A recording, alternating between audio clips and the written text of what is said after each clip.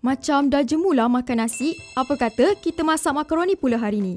Mula-mula tumiskan bawang putih, daging kisar, cili padi, sos cili, sos tomato, sos tiram, mix herbs dan garam sehingga naik bau. Lepas tu, masukkan makaroni ke dalam bahan tumisan tadi.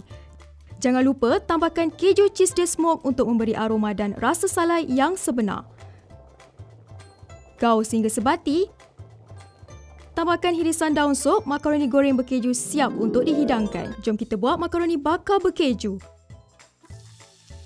Mula-mula tumiskan bawang putih, daging kisar, puri tomato, mix herbs, garam dan kacau sehingga sebati. Untuk rasa yang lebih sedap, tambahkan susu Fernleaf UHT ke dalam bahan tumisan tadi. Gaul, tambahkan pula keju cheese dia topping untuk memberikan rasa yang lebih kaya dan berkrim.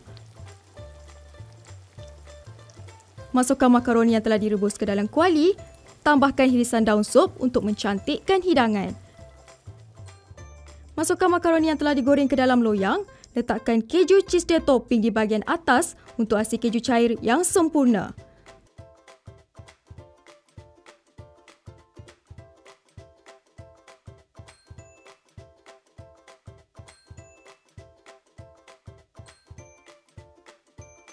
Siap untuk dibakar 170 darjah Celsius selama 15 hingga 20 minit. Dah siap! Makaroni goreng berkeju lebih sedap dinikmati bersama Fernleaf Calcium Cultured Milk Drink in Orange. Setiap rasa ada cerita. Selamat mencuba!